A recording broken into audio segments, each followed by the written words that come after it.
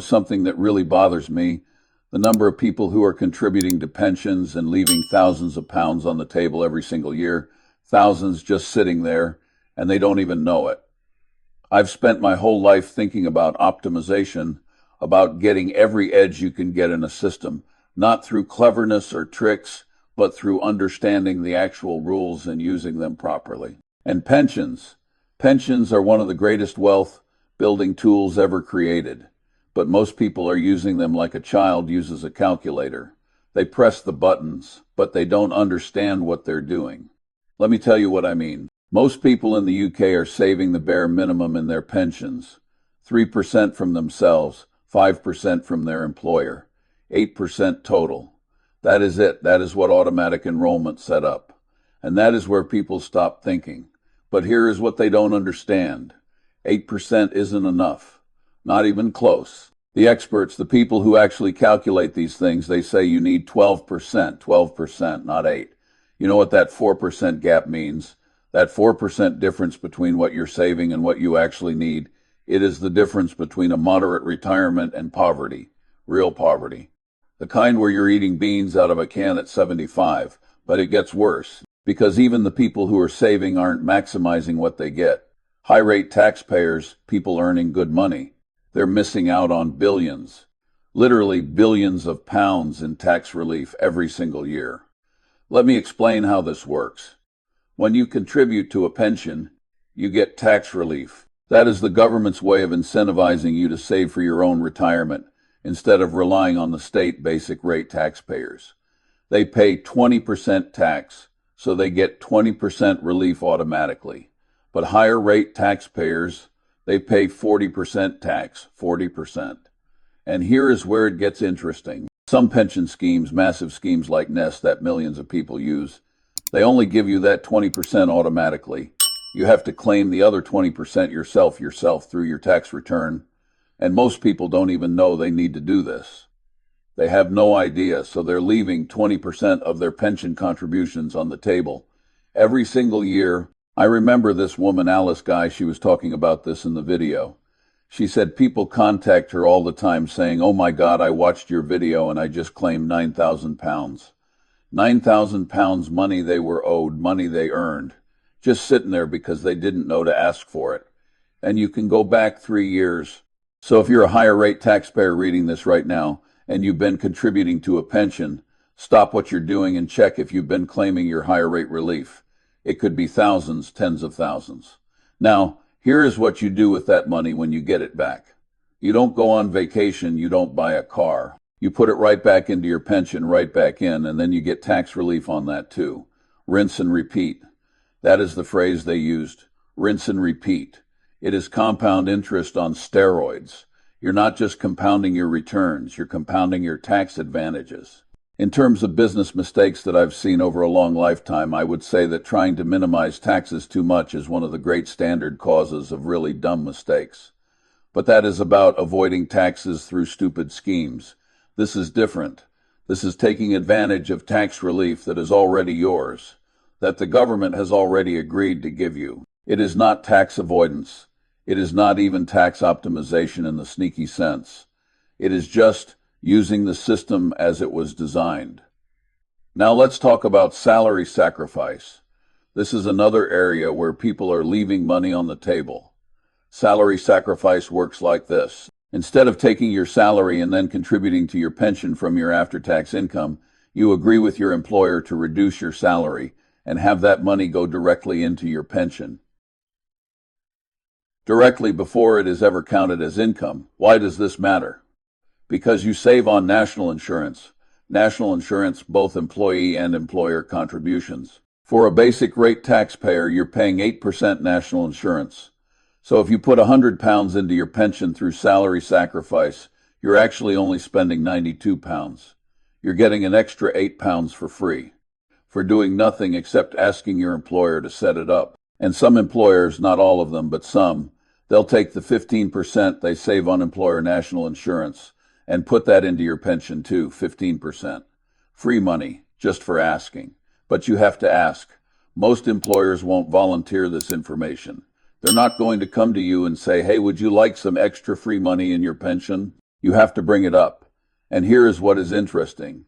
Alice made this point, and I thought it was brilliant.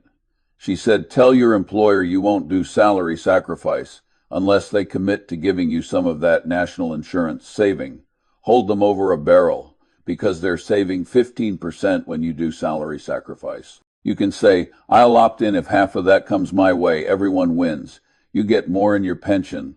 They save money on national insurance. Everyone's better off. But most people never have this conversation. They just accept whatever their employer offers. They don't negotiate. They don't even ask questions. Alice did a poll on LinkedIn, and even on LinkedIn, which is full of professional people who should know better. Most people admitted they didn't ask about pensions when they moved jobs. They didn't ask. It wasn't even part of the conversation. That is insane. Your pension could be worth 3% of your salary, or it could be worth 15% of your salary, depending on the employer. That is an enormous difference over a career. Enormous if you're choosing between two jobs and one offers £50,000 with a 3% pension match, and another offers $48,000 with a 10% match. Which one is actually better? You have to do the math. Most people don't do the math. They just look at the headline salary number. That is what I mean when I say people are consistently not thinking. They're not being stupid, exactly. They're just not thinking it through. Now let's talk about something called carry forward. This is a rule that lets you use unused pension allowances from previous years. Here is how it works. Every year, you can contribute up to £60,000 to your pension, or 100% of your earnings, whichever is lower. But if you haven't been using your full allowance, you can go back and use the unused amounts from the previous 3 years. So let's say you've been earning £70,000 a year, but you've only been putting in £10,000 a year into your pension. You've got £50,000 of unused allowance each year. Over 3 years, that is £150,000 you could catch up on. Now, you'd have to have the money to do this. Maybe you got a bonus, maybe you got an inheritance, maybe you sold a business. But if you do have the money and you have these unused allowances, you can make a massive contribution and get massive tax relief. But there is a trap, a big trap. And this is exactly the kind of thing that drives me crazy because it is so easy to trigger accidentally. If you've taken any taxable income from your pension, if you've accessed it at all beyond just taking your tax-free lump sum, you trigger something called the money purchase annual allowance. And that drops your annual contribution limit from £60,000 to £10,000, £10,000. Including employer contributions. Think about that. You could be in your 50s, your peak earning years, wanting to really ramp up your pension contributions, and you dip into your pension thinking, oh, I'll just take out a little bit to help with something. And boom, you've hampered your ability to save for the rest of your life. There is no 30-day cooling off period. There is no, oops, I didn't mean to button. It is done, permanent. Your pension provider should warn you about this. But legally, it is on you to know. And if your accountant makes the mistake, you're still stuck with it. This is what I'm talking about when I say the system is full of traps. Traps that can cost you hundreds of thousands of pounds over your lifetime. You have to understand the rules. You have to pay attention. You can't just sleepwalk through this stuff. Now let's talk about investment choices, because this is another area where people are just accepting whatever default option their pension provider gives them. Most people are in something called a default fund. The pension provider picks it, you get auto-enrolled into it, and that is where your money sits for your entire career. And for a lot of people, especially when they're young, these default funds have them partly in bonds. Bonds, safe assets, low-growth assets. Why? Because the providers don't want to scare people. They don't want you to see your pension balance go down by 20% in a bad year and then opt out of the system entirely. But if you're 25 years old and you've got 40 years until retirement, you should be 100% in equities, 100%. Because over 40 years, stocks always outperform bonds. Always. And if you can't handle the volatility, if you can't handle watching your account balance bounce around, then you need to develop the emotional discipline to handle it, because that is the price of superior returns. If you're not willing to react with equanimity to a market price decline of 50% 2 or 3 times a century, you're not fit to be a common shareholder, and you deserve the mediocre result you're going to get. That is harsh, but it is true. Conservative investing and steady saving without expecting miracles is the way to go. But conservative doesn't mean timid. It doesn't mean putting yourself in bonds when you're 25. Alice talked about this thing called life stealing or de-risking. As you approach retirement, pension funds automatically move you out of stocks and into bonds. The idea is to protect you from a market crash right before you retire. That made sense when everyone retired at 65 and immediately bought an annuity. But people don't do that anymore. Retirement might last 30 or 40 years. You need growth. You can't just sit in bonds earning 2% when you might live to 95. So this automatic de-risking, it is costing people. It is costing them hundreds of thousands of pounds in foregone returns over a retirement. And most people don't even know it is happening.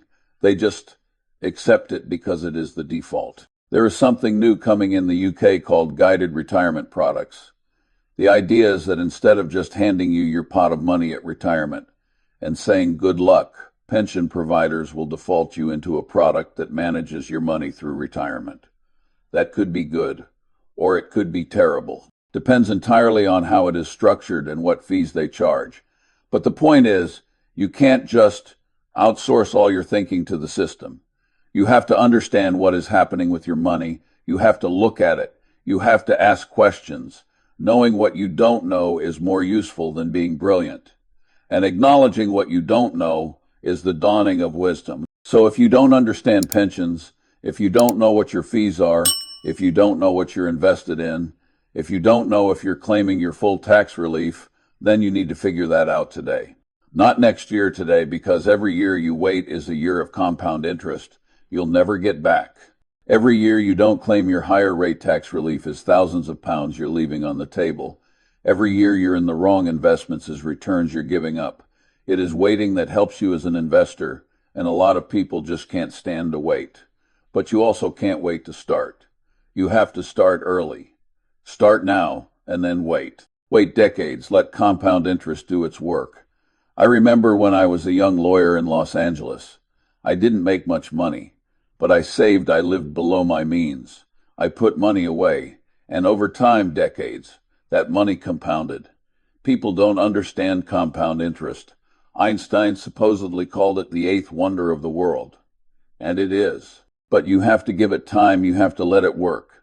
If you start saving at 25 and you put in 10,000 pounds a year and it grows at 7%, by the time you're 65, you'll have 2 million pounds. 2 million from putting in 400,000 total. But if you wait until you're 35 to start, you'll only have 1 million, half as much, from waiting 10 years. That is the power of compound interest. That is why starting early matters so much. Every year you delay costs you multiple years of growth at the end. And here's the thing about pensions specifically. They're better than regular investing because of the tax advantages. You get the tax relief going in. You get the employer contribution, the money grows tax-free, and you get 25% tax-free when you take it out. It is the best deal the government offers for long-term wealth building, bar none. But you have to use it properly. You have to contribute enough. You have to claim all your tax relief. You have to invest appropriately for your age. You have to understand the traps, like the money purchase annual allowance. Sit on your ass investing. That is what I've always called it. You find the right things, you put your money in, and then you sit on your ass. You don't fiddle, you don't trade, you don't try to time the market. You just sit. You're paying less to brokers, you're listening to less nonsense. And if it works, the tax system gives you an extra 1, 2, or 3 percentage points per annum. And that is really what this is all about. Getting every edge you can within the system, not through cleverness or tricks, but through understanding the rules and using them properly. Most people won't do this. They'll watch this video or read this transcript and they'll think, yeah, I should really check that, and then they won't. They'll go back to their lives and they'll never actually do it. And 20 years from now, they'll realize they left hundreds of thousands of pounds on the table, and it'll be too late. Don't be that person, be the person who takes action today. Right now, log into your pension, check what you're invested in. Check your fees if you're a higher rate taxpayer. Check if you've been claiming your full tax relief. If you haven't, go back 3 years and claim it. Put that money right back into your pension. Talk to your employer about salary sacrifice. Ask them if they'll share the national insurance savings negotiate. Think about whether you're contributing enough. 8% probably isn't enough. You need closer to 12%. Maybe more if you're starting late. And for God's sake, don't trigger the money purchase annual allowance accidentally. If you're thinking about accessing your pension early, talk to a financial advisor first. Make sure you understand the consequences. This is your retirement we're talking about. Your future, your financial security when you're 70, 80, 90 years old. It is not something you can afford to ignore. It is not something you can afford to get wrong. So pay attention. Do the work. Understand the system and use every advantage that is available to you, because the alternative is poverty, real poverty in old age when you can't work anymore, when you're dependent on the state pension, which might not even exist in its current form by the time you retire.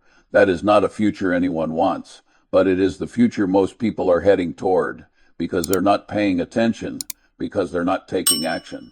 Don't be most people, be different, be smart. Take control of your financial future today.